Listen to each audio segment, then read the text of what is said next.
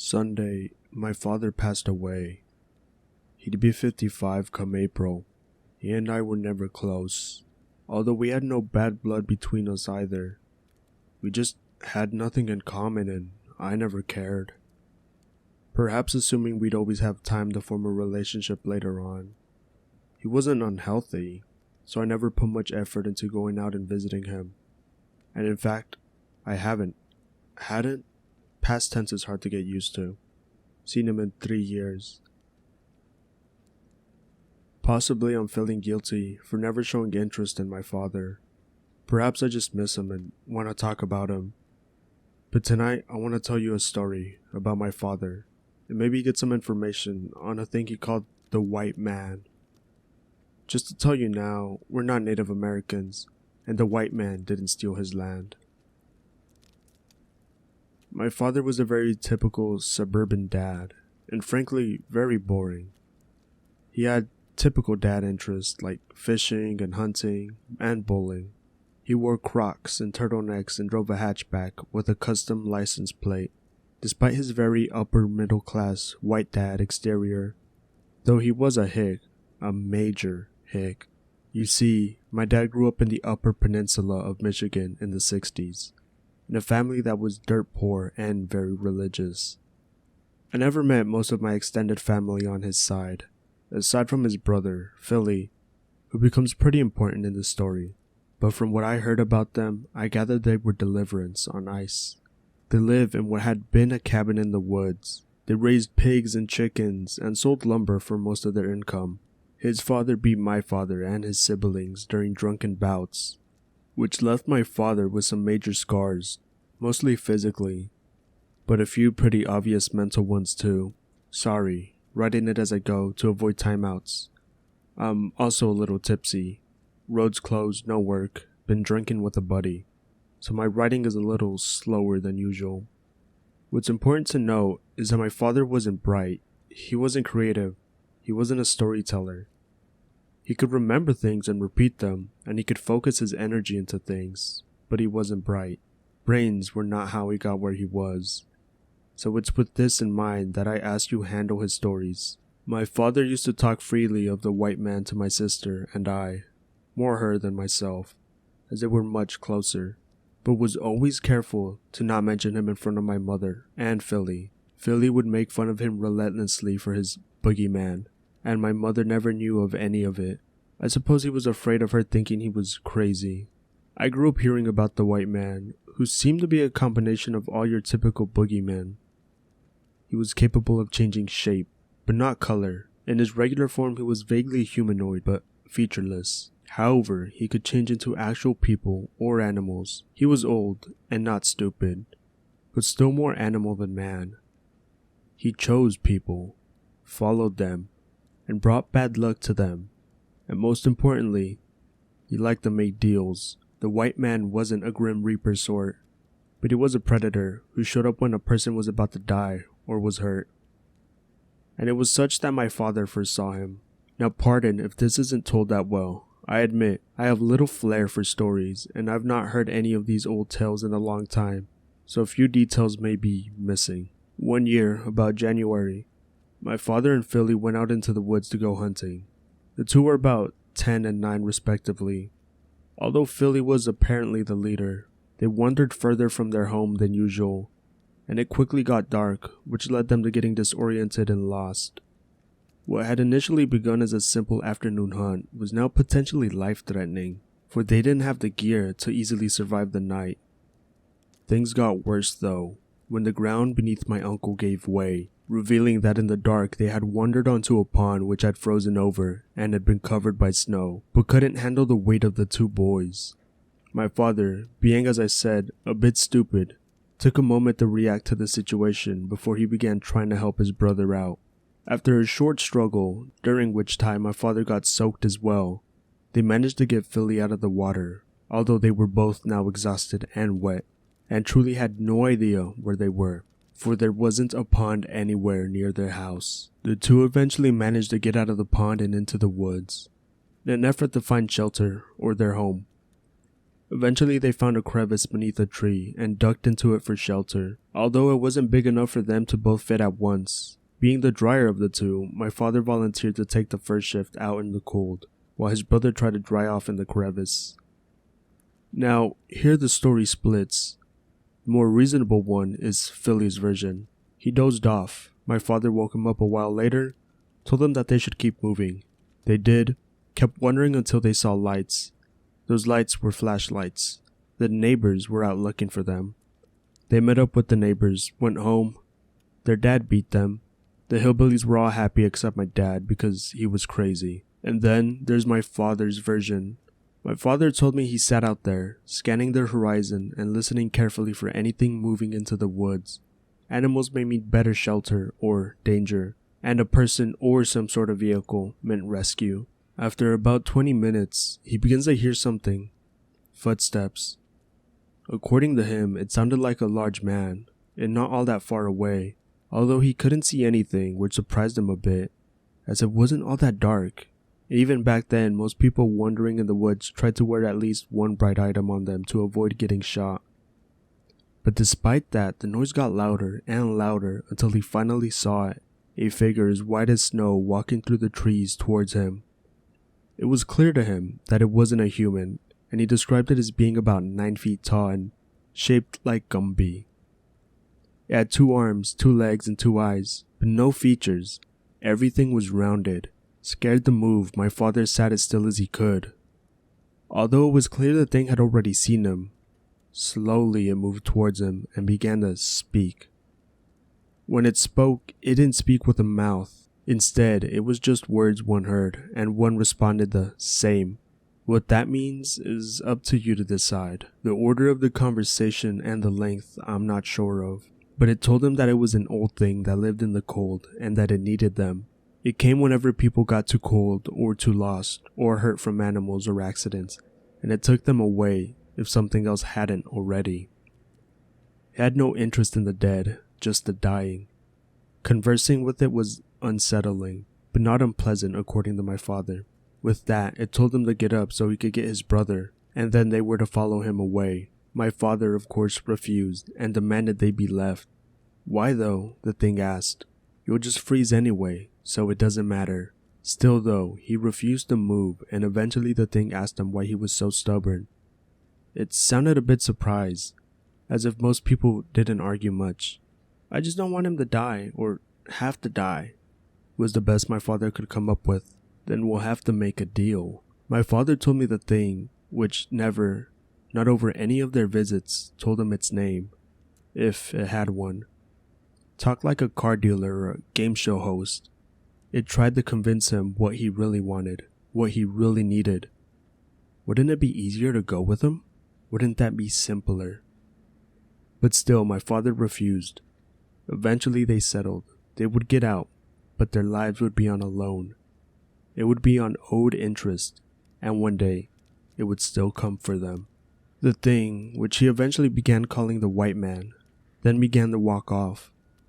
Although it didn't say anything to him, my father said he understood that he was being let out now, and that he should follow it. He then woke up Philly and the two headed off. Of course, you'd think he'd be more suspicious of following a giant snow monster that already tried to kidnap him, but my father wasn't bright, or likely a great storyteller either. Before Philly was even awake though, the monster had disappeared, the giant footsteps vanishing. At first, my father thought for sure he'd been cheated or simply abandoned, before realizing there was a trail of rabbit prints, which he began following instead, somehow understanding that somehow those belonged to the monster. Occasionally, he'd catch a glimpse of an all-white rabbit, and it was then he understood the thing could change shape. After a while, they saw the lights of the neighbors in the distance and headed towards them. Of course, as a kid the story was a lot scarier, and I'm sure I'm missing a few details. Even then though, I understood the plot holes and how far-fetched it was. My mother used to tell stories about how her childhood home had been haunted, all while telling us ghosts didn't exist, so I assumed this was a similar tall tale. Now, before I keep going, I want to say a couple of things. First off, I don't really believe my father's stories. Although I think he believed them for some reason or another, I just thought you guys would get a kick out of them, and that maybe there's some Yoper legend Google didn't pull up that he adapted this from.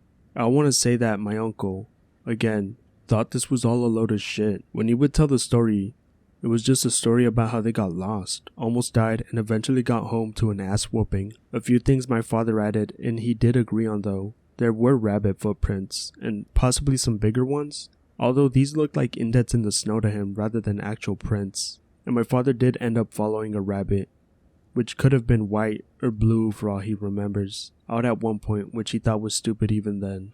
My uncle also didn't hear anything of the white man, not until my father saw them again a year after they got lost. My father's excuse for not sharing the story with him was either he'd think I was crazy or think he was gonna die, and only the shock of the next incident scared the story out of him.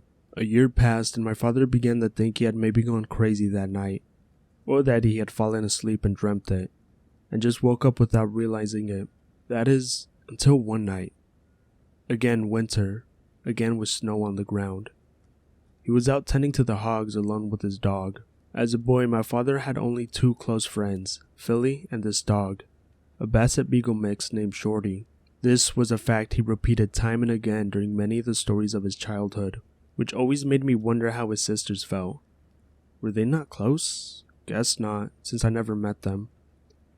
Anyway, they're in the pig barn, which was far enough away from the house that in the summer, implying there is one, the smell of shit and pigs didn't waft indoors. The barn was capable of being opened on both sides, and in the warmer months the back would be left open so that the hogs could enjoy the outdoors, while in the colder months it'd be closed up tight. So, of course, my father was a little surprised to find the back of the barn open wide. This had happened once or twice before over the years, and usually meant he had to run back home, get his father and Philly so they could hunt down all the pigs, who even in the cold weather would head out in an effort to find food or get into something. But tonight, that wasn't an issue, for all the hogs were huddled as far as the door as possible, and very reluctant to go out, even on a clear night.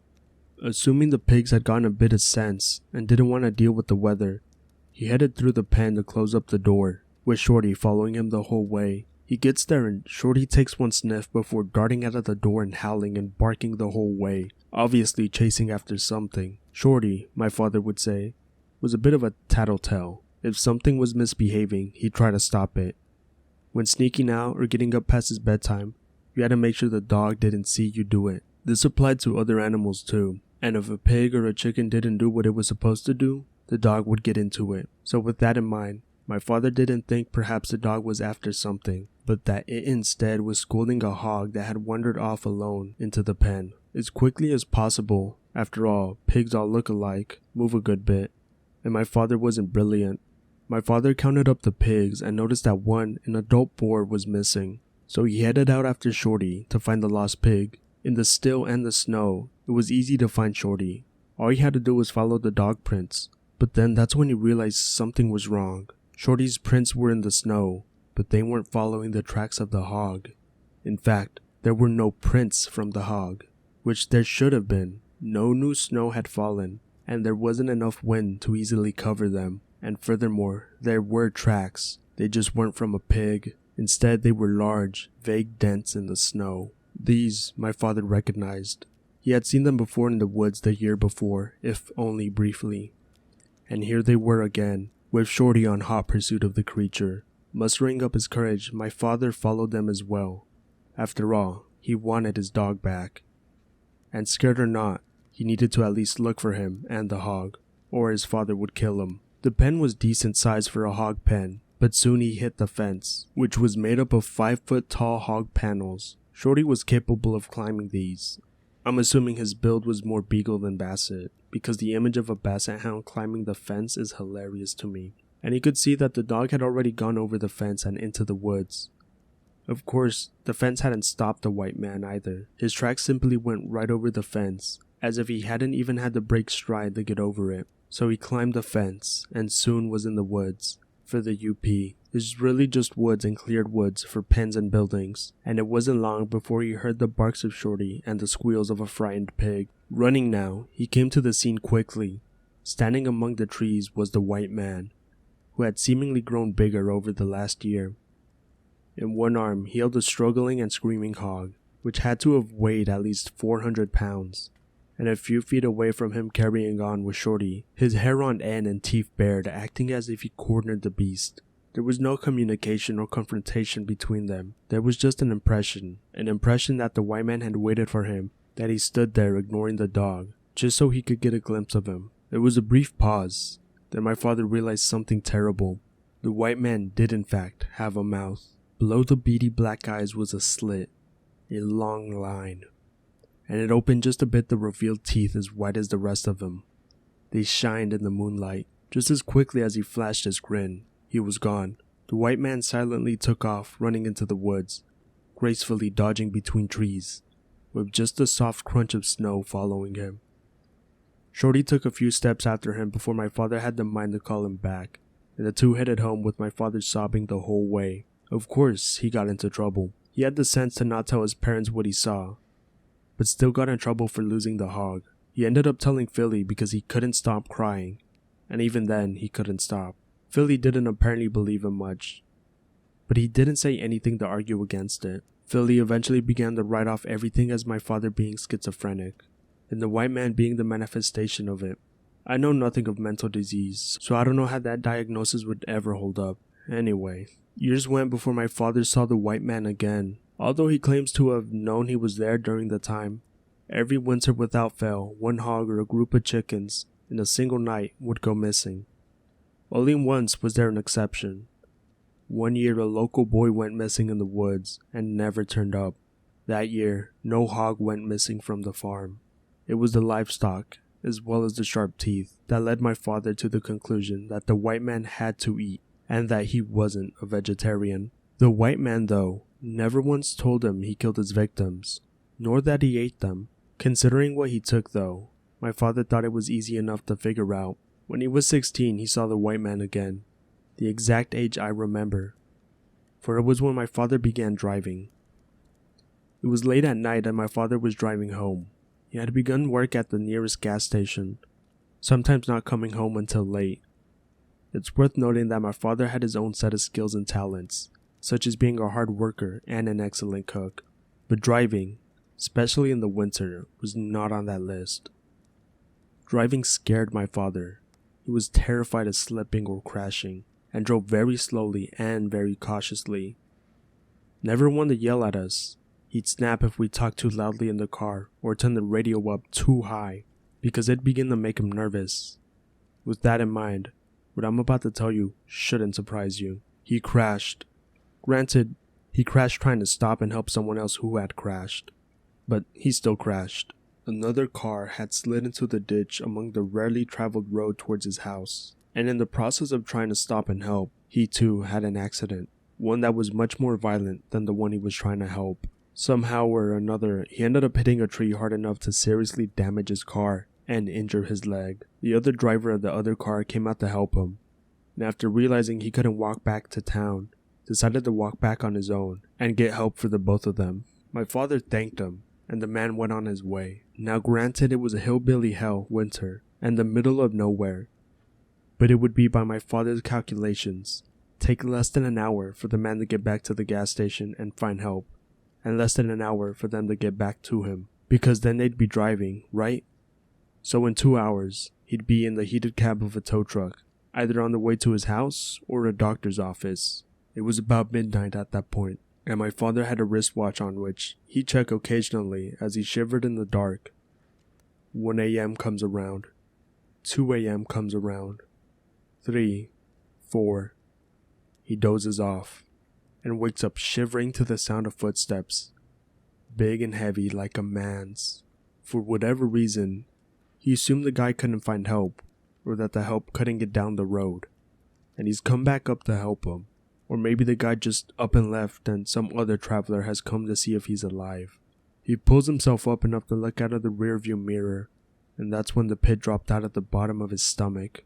For you see, there wasn't a man in the snow, even though he should have been able to see someone if he could hear them.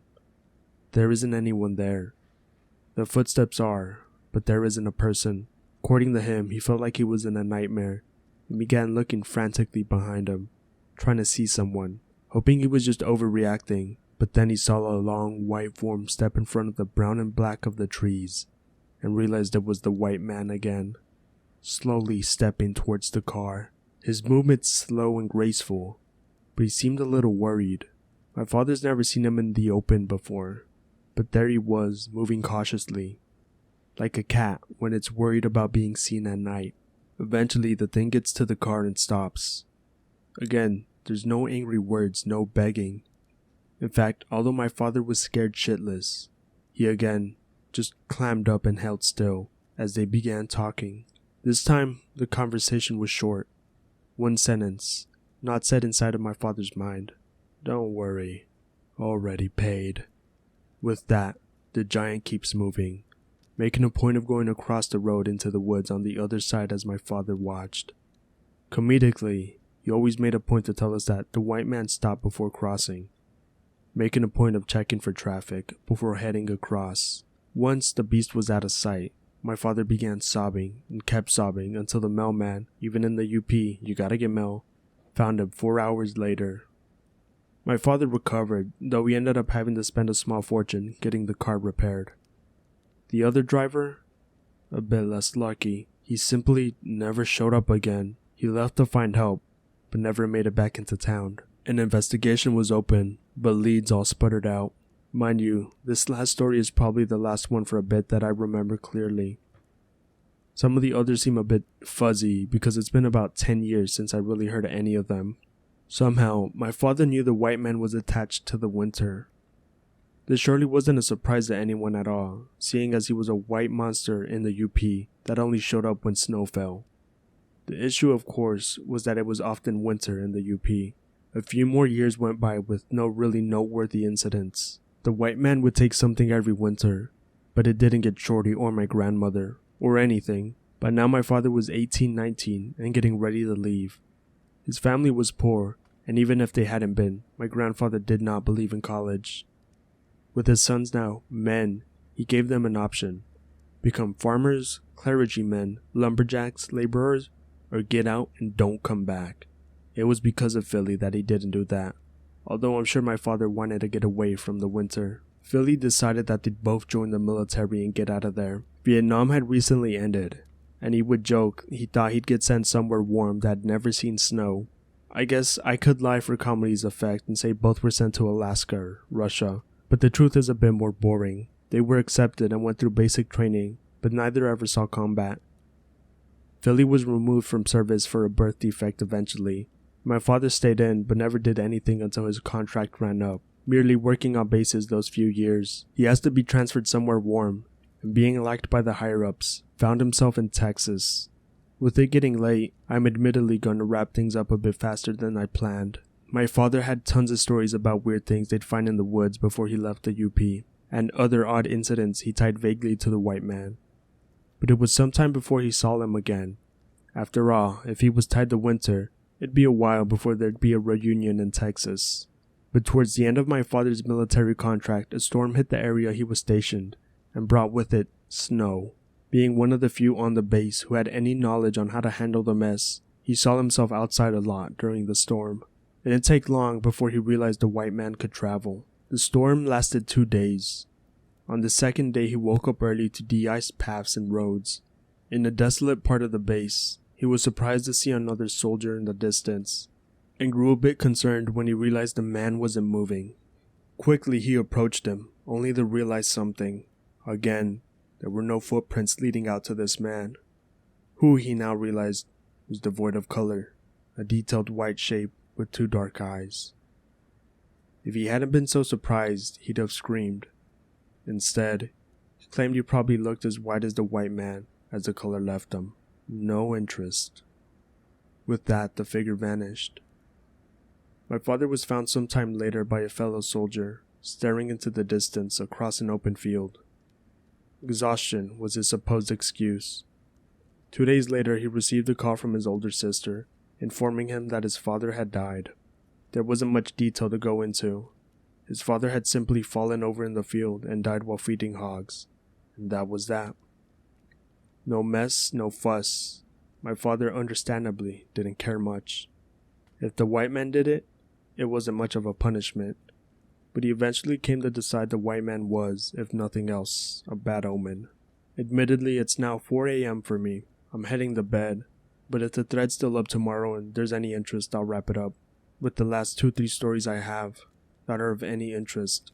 I hope at least a few of you got somewhat of a kick out of it, which leads me to asking a question. Anyone have any idea what this thing was? If he wasn't blowing smoke out of his ass / crazy. Any legends of anything like this? Needless to say, my father grew afraid of snow in winter. When his contract ended a year or so after that, he returned to the UP for one summer to help his mother deal with the mess that was the home place. I need to pause here to describe my family on my father's side. You need to remember as well that I never met most of them, knowing them only through old family photos and family sortie, which didn't all involve winter monsters. My father was 28 when he married and 32 when he became a father.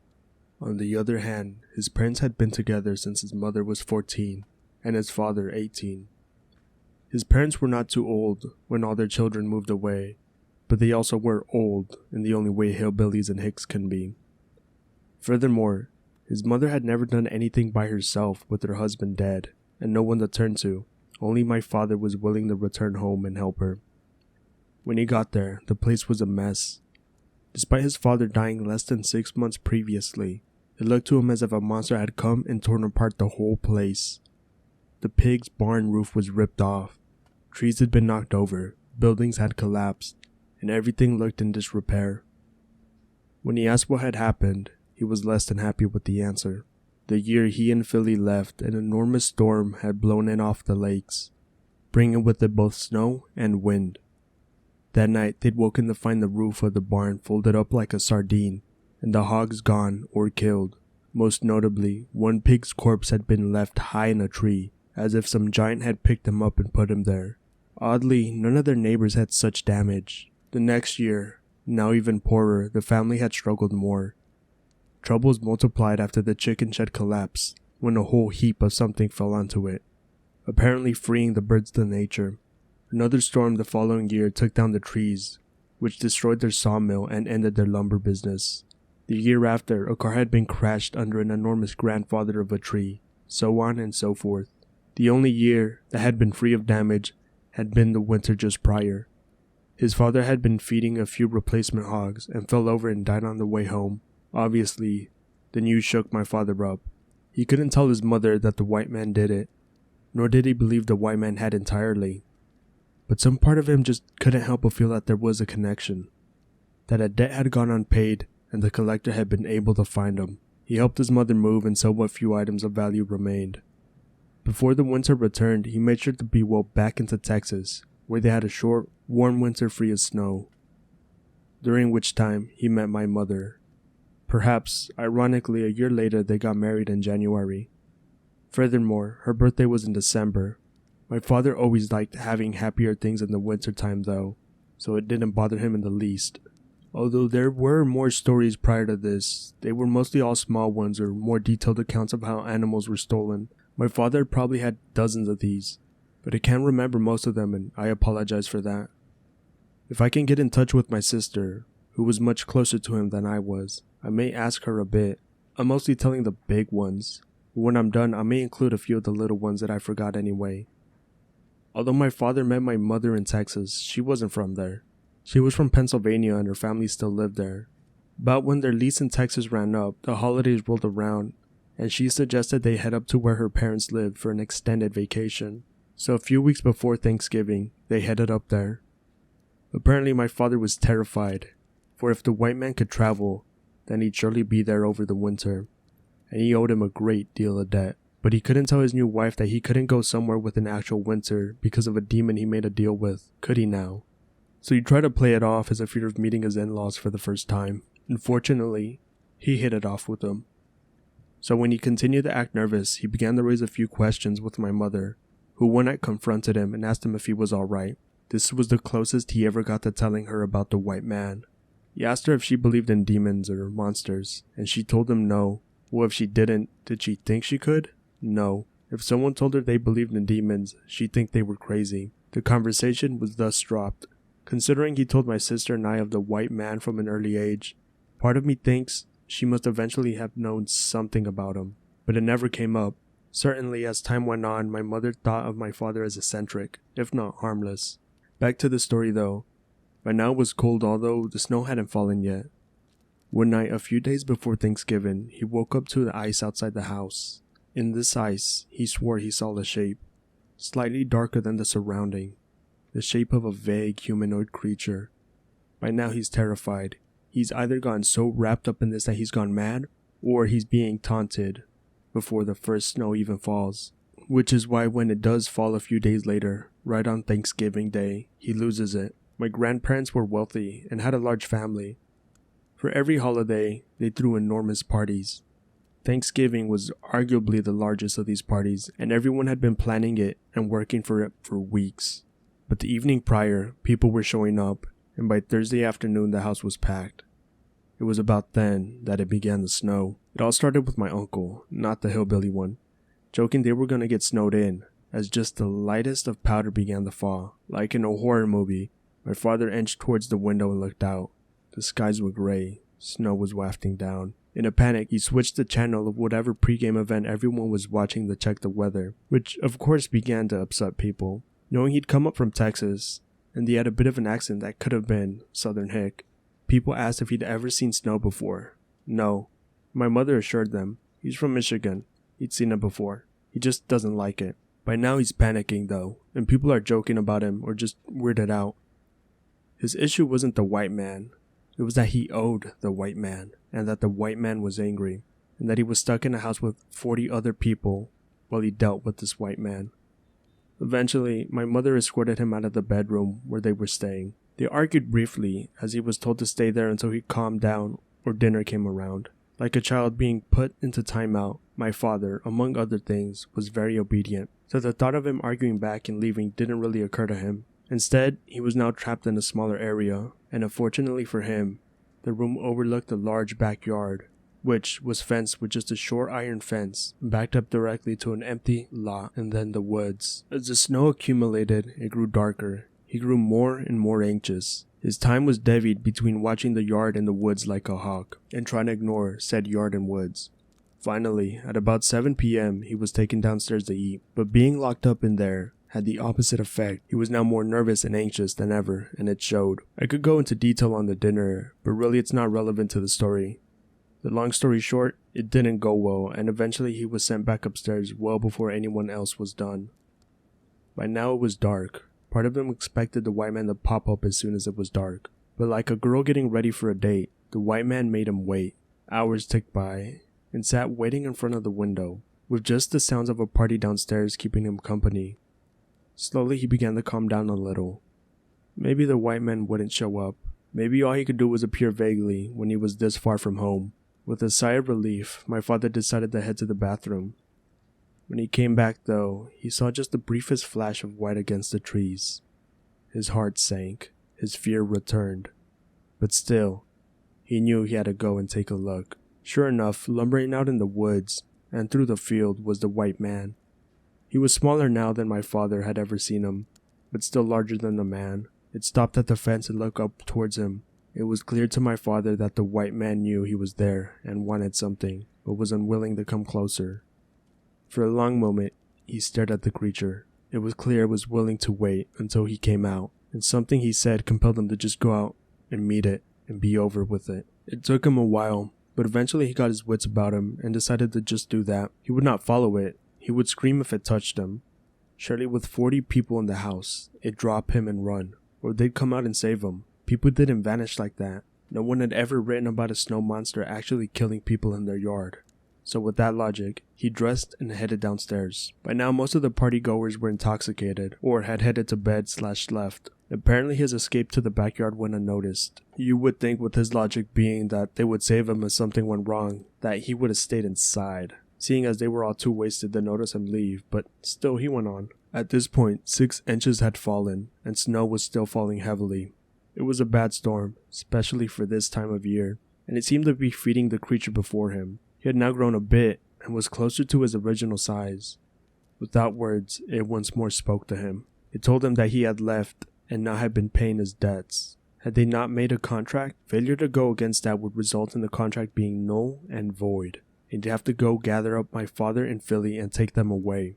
Perhaps feeling cocky for once in his life, my father pointed out that he could simply move to a warmer climate, perhaps Hawaii or Brazil, but the white man countered that. Philly would not move there. His other family members and friends would also not move. And eventually, it can snow anywhere. The contract could not be avoided, and even if there had been a solution, here he was now, in the snow. What stopped him from just taking him now? With that, the beast reached out towards my father. Although the white man moved quickly, far quicker than any man could have moved, time did not. It slowed, so that while he was aware that everything around him was happening very quickly, it also lingered on, giving him enough time to tell the white man to wait before he was ever touched. He would assure my sister and I, the selfless idea that he would keep Philly safe, the selfless idea that he had to keep Philly safe, and that motivated him to do what he did next. It wasn't him saving his skin. It was him saving his brother's skin. This did not, he told us, free him of sin. It simply made an excuse for it, for what he ended up doing. The white man waited, recoiling from my father. He opened his mouth slightly, as if he were almost smiling. He knew what sort of idea my father had. "What if I made you another deal?" my father asked. "It would be impressive," was the answer. My father thought about it for a moment, but could come up with nothing. There was not an effort to be difficult, but he simply couldn't think of something that interested the white man that he could sacrifice. Understanding this, the white man suggested something for him. "Will you personally give me interest? Will you let me take what you owe?" To this, my father agreed. He would allow that. He would let the white man take something that covered him almost 10 years of debt. He assumed this meant himself, that the white man would just take him and perhaps give the debt to his brother to continue paying off. Instead, though, the monster simply opened his mouth a bit wider. Deal done. Nothing more was said. The beast simply turned around and headed back into the woods, the soft dents in the snow left behind quickly being filled by new snow. A little confused and more than a little worried, my father headed back as he grew more and more uncomfortable. Some part of him was sure he had made a horrible mistake. The mistake did not come to light until a few weeks later, when my mother grew very ill. Eventually she was rushed to a hospital, where they found that she had miscarried, but not past the entire fetus, resulting in a major infection. She nearly died and was believed to be infertile until she had me a few years later. My father, of course, always blamed himself for it. Although he never told her, he simply apologized over and over for it. He was convinced, though, that all of it had been due to his contract with the white man, and the loss of his unborn child was the payment he owed. The incident ironically convinced my mother to stay close to her parents, in case some medical issue happened. She wanted to be near them and the doctor she grew up with. My father reluctantly agreed. "I may as well move back home or to Alaska," was his opinion on it. The next year, my one uncle, mother's side, she had two brothers, drove off a bridge during a particularly bad snowstorm. By the time they recovered his car, not until the next spring, the body was no longer in it. The year after, my grandfather lost 2 German shepherds he kept in an outdoor kennel, the both of them simply vanishing from a locked pen. On the 3rd year, the family suffered no loss, but 2 locals went missing on a poorly timed camping trip. My father was a religious man, the sort where every time anything went well, he thanked Jesus or God. On the same note, whenever anything went poorly, if it was in the colder months, it was certainly the white man's fault. Whatever creature this was, he believed it followed him to Pennsylvania, and that it now took interest here, instead of back in Michigan. The logic there I never entirely understood. Did it do this all over the world, or at least America? Were all missing people who vanished in the winter months victims of the white man, or just people near my father? Had it really moved across the country just for him? Once I asked my father some of that, he didn't know the answer to any of it. All I knew was that it followed him like a curse. I appreciate the compliments, friends. I imagine if my father had given up the first time he met the white man, things would have been a good deal easier for my mother, to be honest. Sucks for her, I guess. Anyway, continuing on, the winter before I was born was the next time my father met the white man. Like I believe I've said, my mother came from some money after she found out she couldn't have children, a fact that didn't bother her. Even after my sister and I were born, she joked that her diagnosis had been good news to her. Her parents, who were far more traditional than her, bought her a puppy to help ease the pain and work as a child substitute. The dog, in 1980s dollars, had cost him $800 and was a pampered Borzoi, breed pictured, imported from Russia. Despite my mother's disdain for children, though, she adored the dog, and the dog wished for nothing. It was to the degree that my father feared she loved the dog more than him. When winter rolled around the 4th year, my father grew nervous as usual. Every year something had been taken, even if it hadn't been from him personally, and every year he worried the white man would take his wife or some close friend. Halfway through December came a storm that left them with 2 feet of snow, and it was then my father was sure the white man would appear. The dog that my mother had was a very regal fellow. He was also white, very fast, and prone to running off on anything that moved. All these are facts that you need to understand. Being such a regal, noble dog, he was quite beyond peeing in the house, and never had accidents. In fact, he'd rather make himself sick than do anything of the sort. Well, this had made him very easy to housebreak. It had also made him a challenge during the winter months, for it meant he needed to go out even in the worst of weather. During the middle of the storm, the dog began to whine. Although my father was usually quite the gentleman and doted on my mother, often more than she wanted, he would not walk the dog in the snow under any circumstances. It was cowardice. He believed he simply couldn't bring himself to be alone out there in the cold. Of course, he didn't want his wife there alone either, and had thus fenced a large yard. So out goes the dog, who could not be without a leash or a fence. My mother hangs by the door, something that drove my father nuts, as she wouldn't close it either, and waits for him. A few moments pass, and then the dog begins to bark. For those who have been around Borzois, you should know this is a bit out of the ordinary, for they are usually very quiet, timid animals, and would rather run home when confronted by something they can't hunt than make a fuss. Concerned, my mother followed him outside. What happened next is that my father described what my mother saw, so it's not even a direct retelling from him. The snow had piled high, and although 2 feet was what they had gotten over the course of the storm, they had gotten more prior to that. Some of the snow had been shoveled against the fence to clear a walkway, and with the added few feet on top, along the fence line, something big moved away, quickly enough that all my mother saw was a streak of whiter white against the snow. It was this that her dog had been barking at the top of the ramp. It was this that her dog had been barking at from atop the ramp. And when it fled, the dog went after it. Of course, my father claimed the thing she saw was the white man, although my mother simply thought it was a cat or some other animal that had been in the wrong place at the wrong time. Regardless, the dog was gone. In runs my mother, screaming that her dog is gone, and they have to go after it. It chased something, and if they don't find it soon, it'll freeze to death. He refuses to go after it. He makes every excuse he can.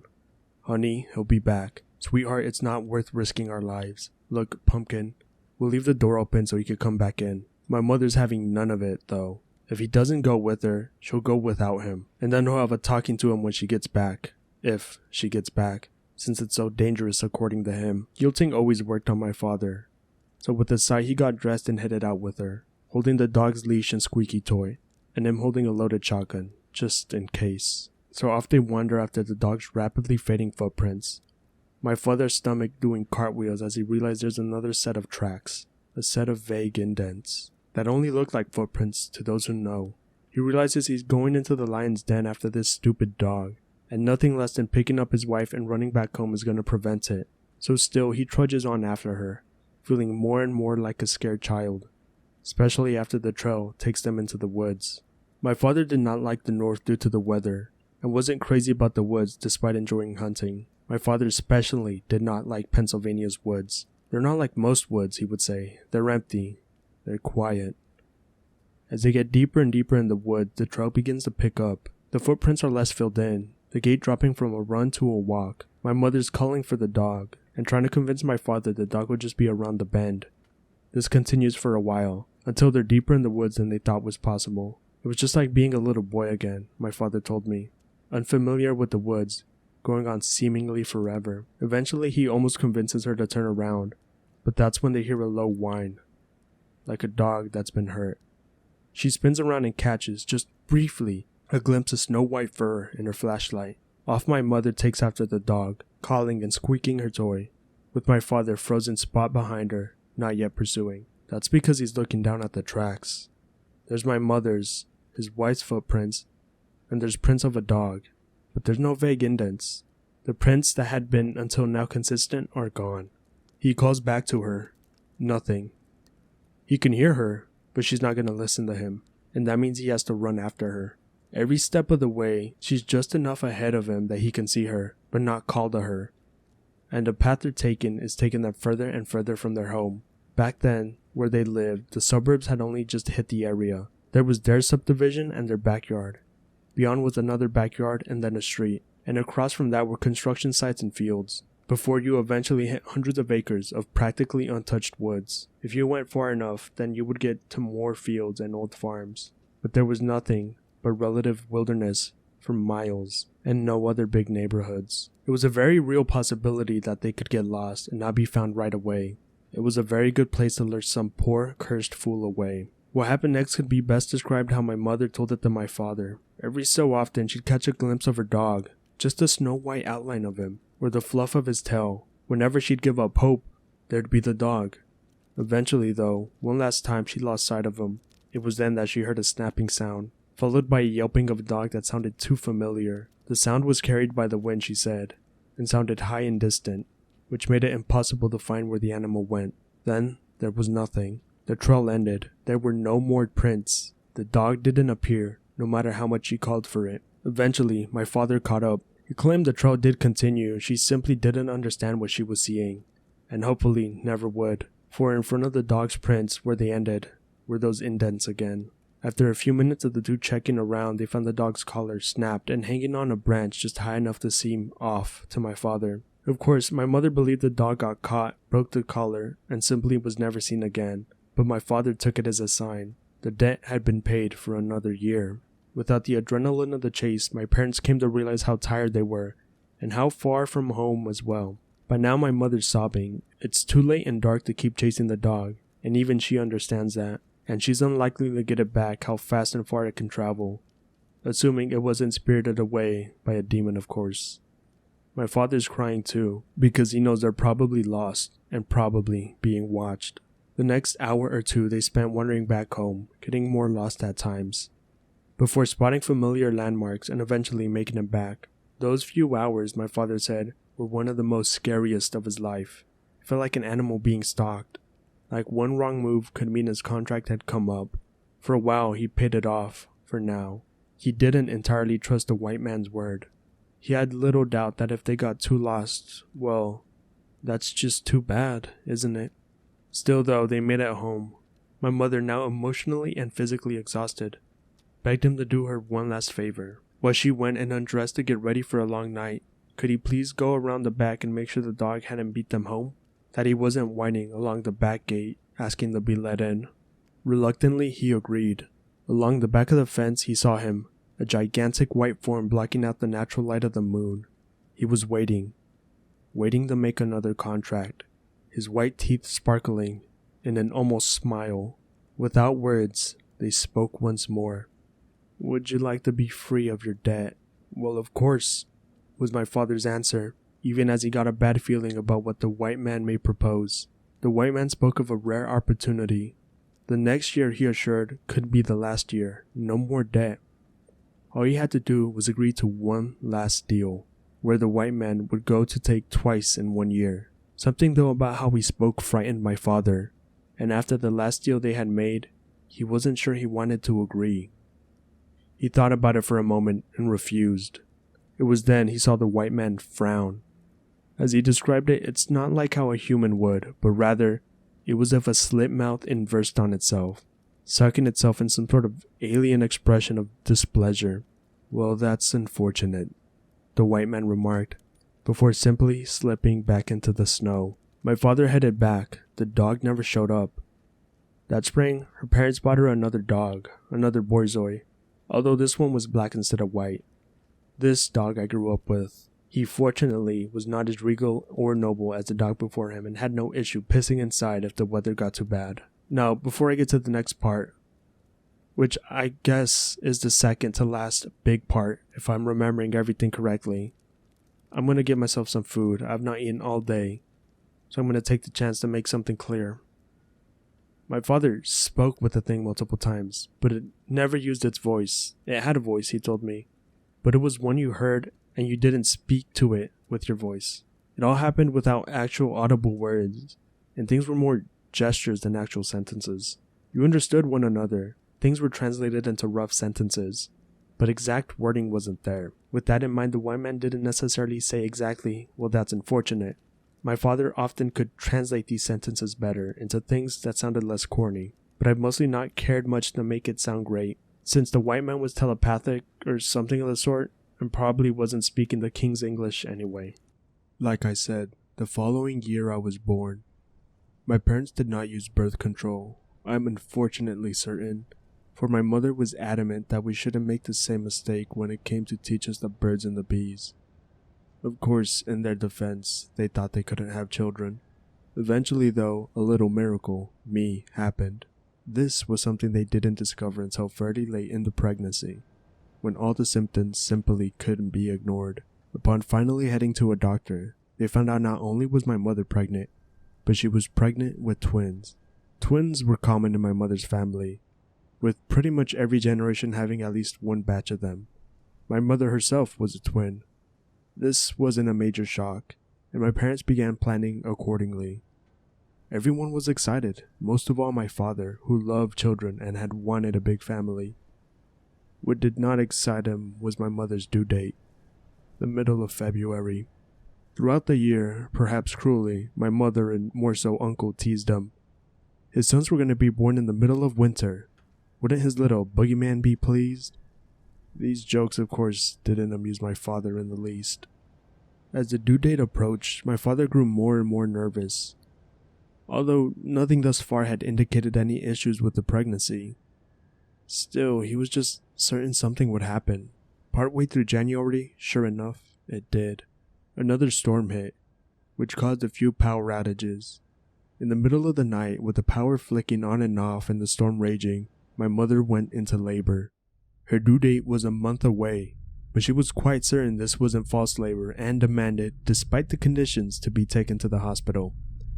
My father, despite his fear of the winter, snow, driving in the winter while it snowed, agreed without hesitation.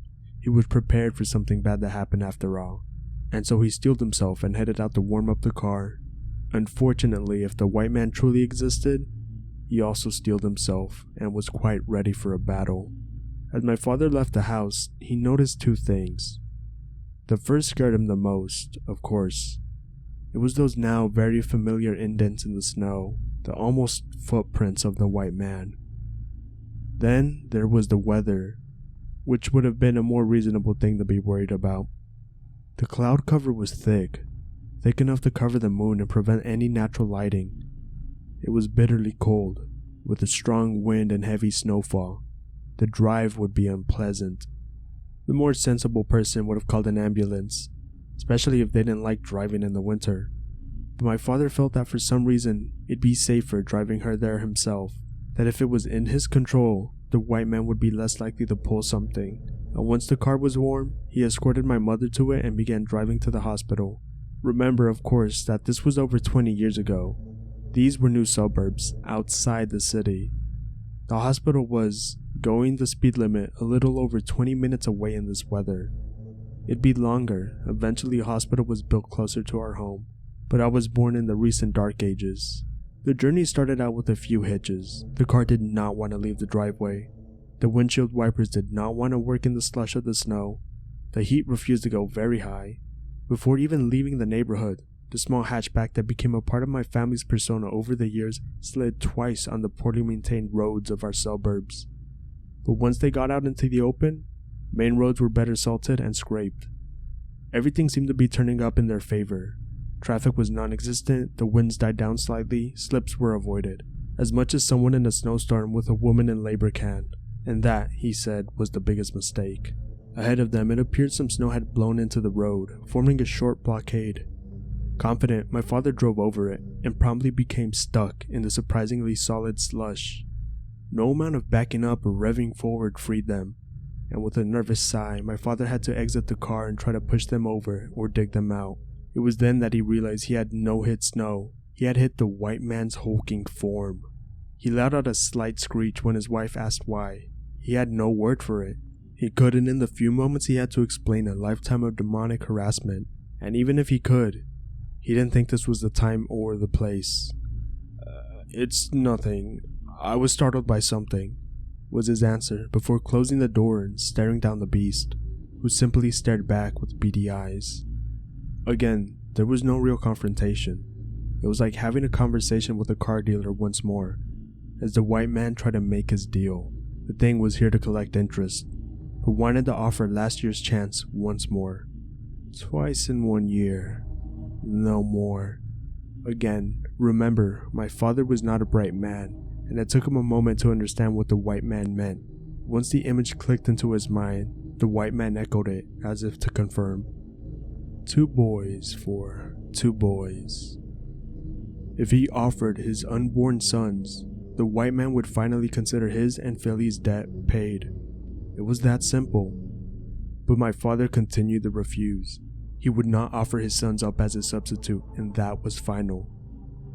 There was one last push for it before the white man gave up. There was no confrontation, although my father always used to add, I would have fought him if I had to. Fortunately though, he didn't have to. The white man simply slid away from under the car and into the white of the snow, without anyone ever noticing. You must be asking, of course, what my mother thought happened. My mother simply thought the snow had gotten the car stuck and that my father got the car free somehow. If there was a giant monster, she never saw it. He got back in the car, drove her to the hospital, and she had 2 healthy boys, of which I was slightly older. Despite us being 3 or 4 weeks early, we were a bit small, but not sickly. I'm sure you thought it would have been a more dramatic conclusion, but it didn't. There wasn't one. But if you've been paying attention, you probably noticed something as well. I've mentioned a younger sister, but never a brother. Before anyone asks, my slightly younger twin brother didn't somehow become my sister either. Everything went relatively well, although my brother and I remained in the hospital a few days longer than usual to monitor for any health problems. The next month, things continued to go well, although my father acted more nervous than usual during the winter months. If the white man had shown such interest in us, why had it suddenly disappeared? Why had it taken nothing else? There hadn't even been any missing persons, which seemed to occasionally subside its hunger and the curse. It was the middle of February when things came to a head. Ironically, perhaps, it was the day my brother and I were expected to be born on initially. My brother and I shared a room, although we had different cribs. My mother was not a champion caregiver, and my father most frequently cared for us, so when I began crying loudly in the middle of the night, it was him who came to see what I wanted. And it was him who discovered the window beside my brother's crib open. No, he wasn't missing. He wasn't gone like the pigs, or the dog, or my uncle who drove off the road into a lake. They didn't put out missing posters like they did for the poor man who tried to help a 16-year-old version of my father after he drove off the road. Instead, he was simply dead. A cold body in a cold crib in a room much too cold for babies. The official cause of death was SIDS, although I'm sure it'd have been something else had my parents not closed the window before the paramedics arrived. My father's logic with the white man was often faulty. Why did the white man sometimes leave bodies, my brothers, grandfathers, and other times not? Not to mention, there's logic holes some of you have pointed out. Why didn't he just go back on his deal? Why didn't he take 2 boys and everyone else? Who knows, really?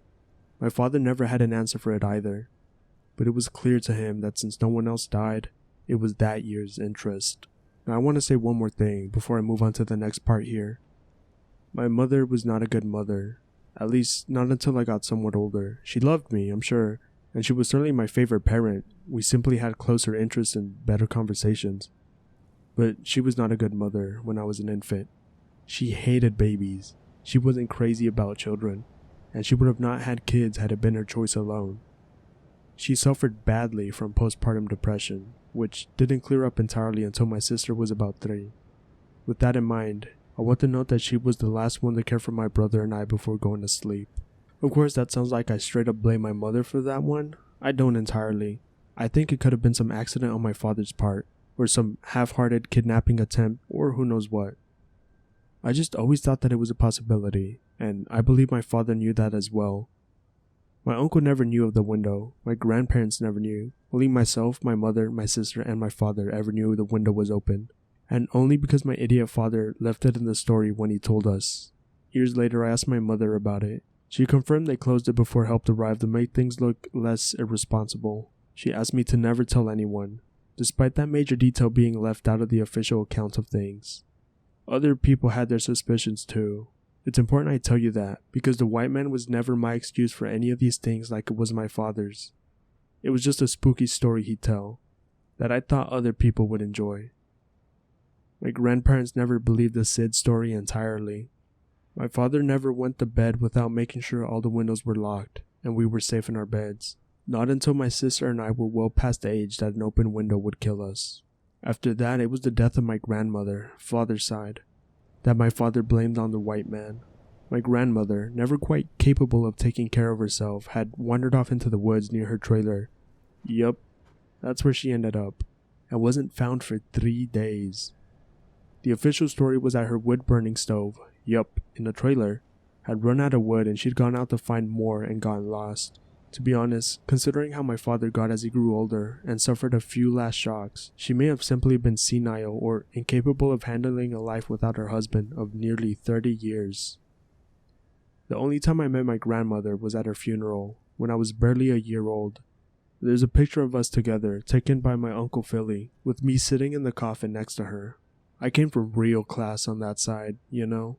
The year following, it was my grandmother's other one, the one who is still alive, Scottish Terrier, which wandered out one cold evening and never came back. A missing hunter the next year. An aunt on my father's side, again, never met the year after. The aunt's a bit of a fun story, I guess, and to this day, they never found a body or even an evidence of foul play. The popular theory, i.e. not my father's, is that she got sick of her husband and kids and drove off and didn't come back. Then, my sister was born. Another accident. Even after my birth, my parents were told my mother was practically sterile, and that it had been a fluke. No need to worry. Well, one accidental pregnancy is a fluke, and another is proof that your uterus works fine, and she was born. My mother opted to have her tubes tied and end the cycle once and for all. She just really wasn't crazy about kids at all. I'm actually not even sure she told my father that she did that. Not that it matters anyway. My sister was born in the summer, and unlike my brother and I, the white man made no effort to make a deal for her soul. He never came for her either. Perhaps because by the time it became winter, she was already an amazingly active baby, and didn't want to deal with her any more than my mother did. The next few years' list of collections I don't remember clearly. I probably got a few of the ones prior out of order, to be honest. One year the black borzoi ran off, another my sister's pet cat. Overall though, the next few years of childhood were relatively drama and monster free, although my father swore up and down that it was a scheme, that it was all leading up to one big finale. There's no overly happy ending, just to warn. When my sister was 10 and I was almost 15, my mother began drinking heavily. My mother had always liked to drink, had always shown more interest in partying and spending money than working or spending time with her family. And to be honest, I didn't see this as an entirely negative trait. I thought it was kind of cool having a mom who would give me a shot of vodka and talk to me about things only adults talked about, which is probably why I preferred my mother so much to my father. She and I were good friends and I loved her dearly, but we didn't have a great relationship as family members. Mom is who you went to if you needed permission to go out and party or wanted someone to buy you something.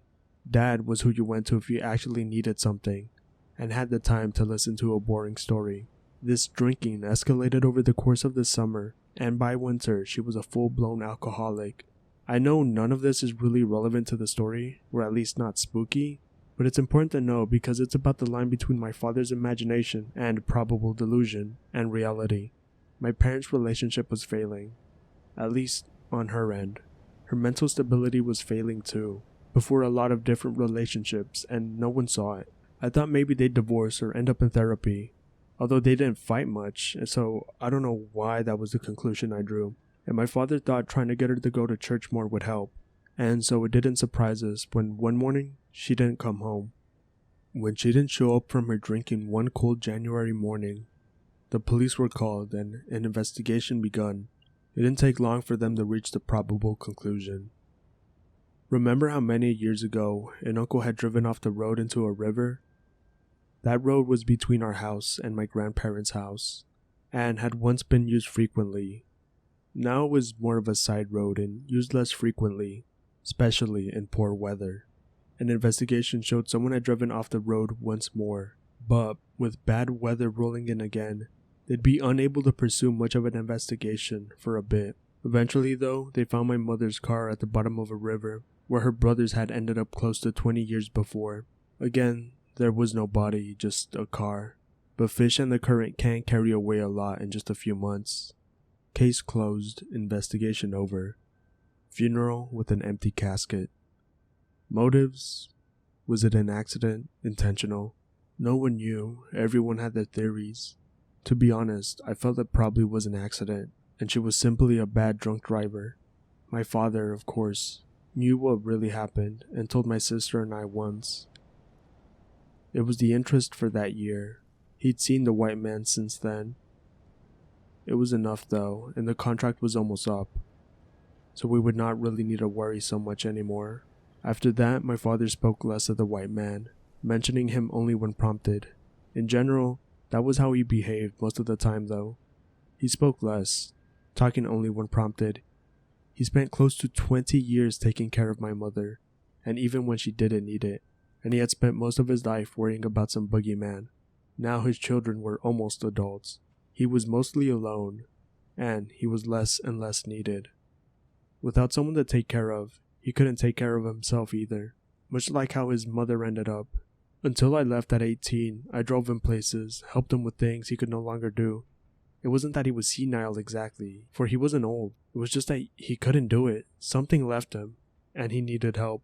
Every year, winter still scared him, and he still wouldn't go outside. But he was less nervous and almost bitter during those months. His debt was paid, I think he thought. When I left, my sister began caring for him. We weren't close, my sister and I, or my father, as I've said. So I didn't check in much, and I didn't visit at all. My uncle, Philly, moved near to the area after his own lifetime of bad luck, which brought some pet back to my father, at least so I heard, and gave him a proper babysitter. This, of course, all leads us back to the start. On Sunday, he died. I wish I could say it was something dramatic, like the house was torn up by a yeti and they never found his body, but it wasn't.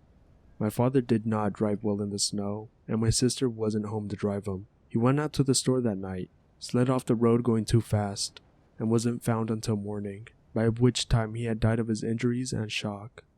We buried him fast, and I saw my sister for the first time in 4 years. My father looked much older than 54 in his coffin.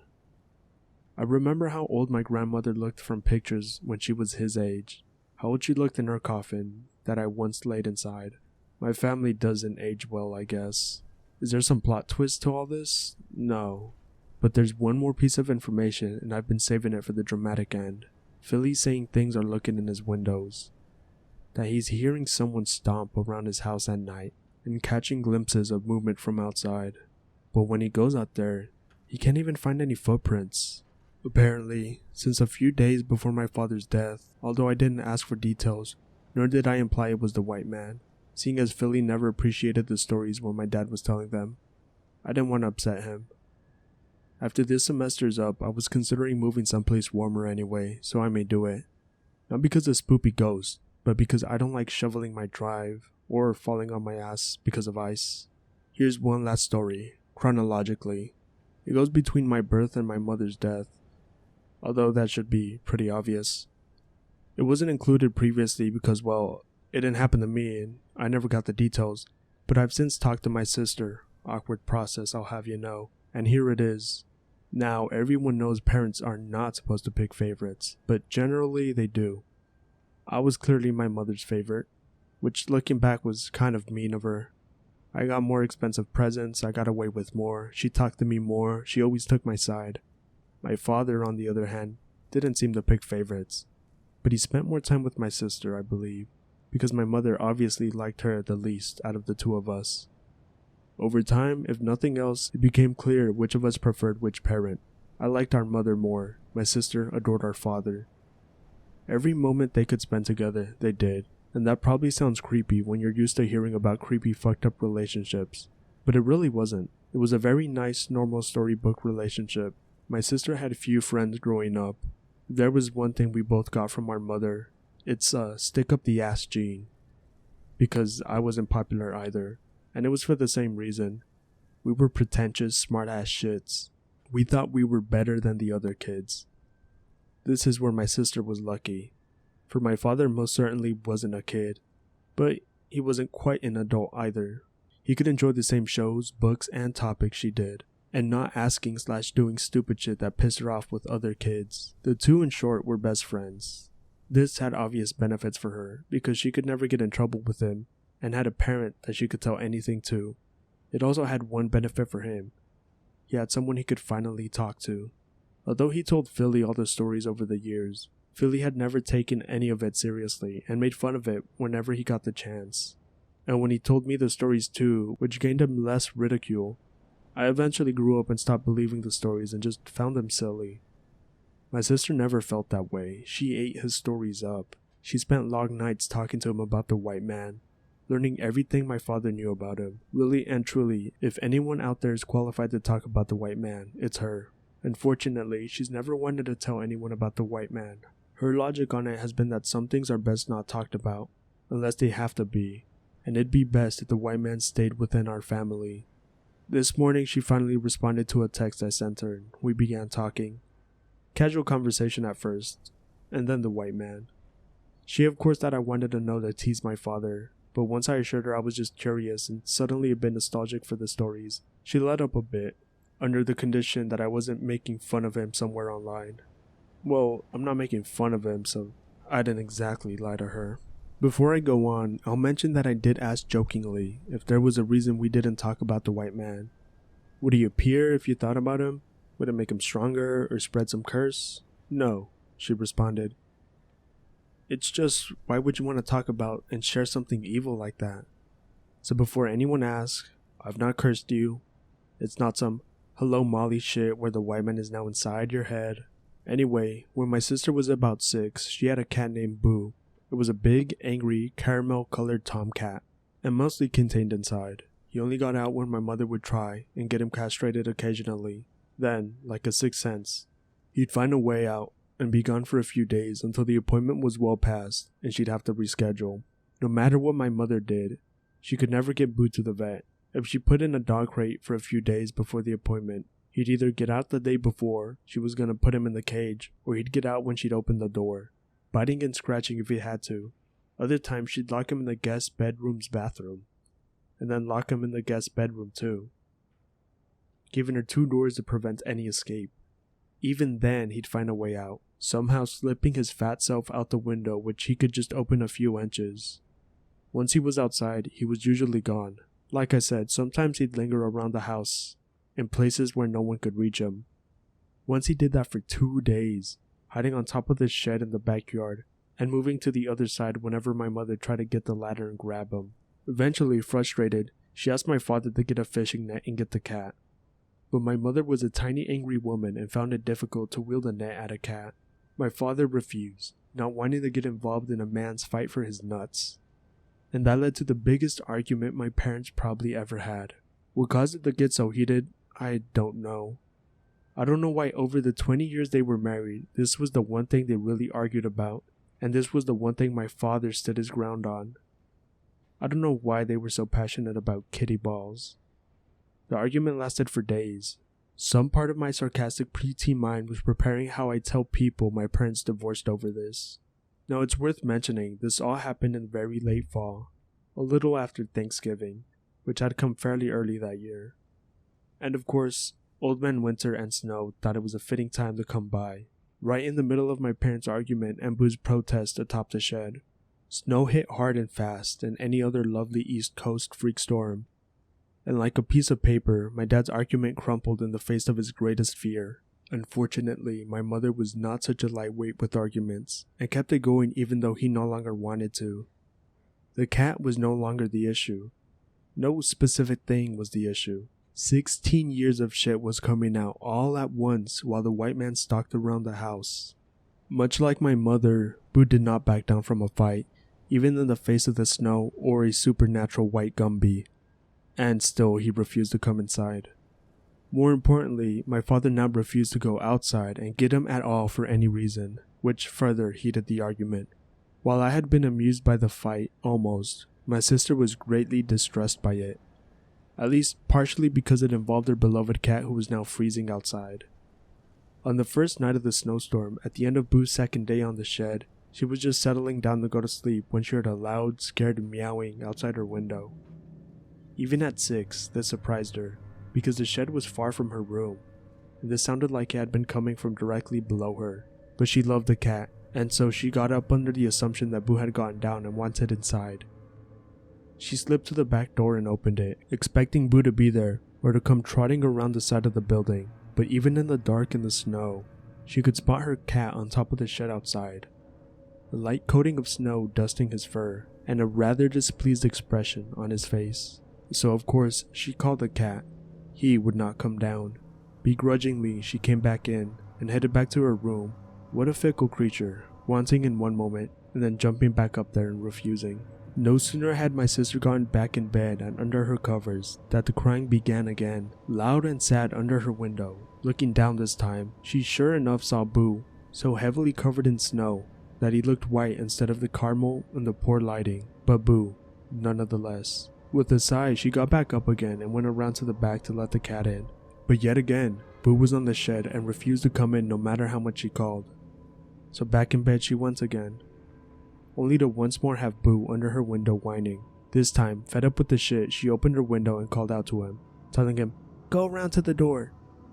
Surprisingly, with an expression that seemed a little too smart for a cat too stupid to get off a shed and come inside, the cat turned and headed toward the front door. Not quite the one my sister had in mind, but it was a door at least, so she headed down one last time to let the cat inside.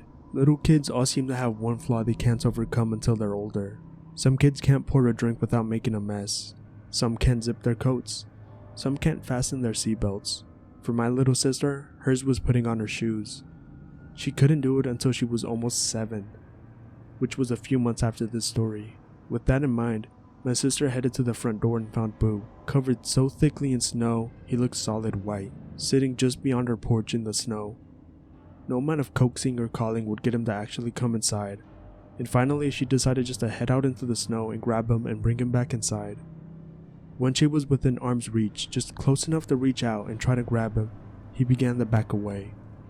No hissing or running, just taking a step back for every one he took towards her, making a path back around the house. Despite it being fairly bright, my sister saw nothing wrong with the cat's game, and likely would have been up to play much longer than she did, except for her feet beginning to hurt due to being unprotected from the cold. She made one last attempt to grab him, getting just a handful of cold fur before turning back around and heading inside to try to put her shoes on. Boo had always been a little odd, even for a cat, and she was certain trying to grab him like that would send him scurrying away. But instead, he headed back one more step, and when she turned around, he followed her back to the house, making sure to be just a little further from her the whole way.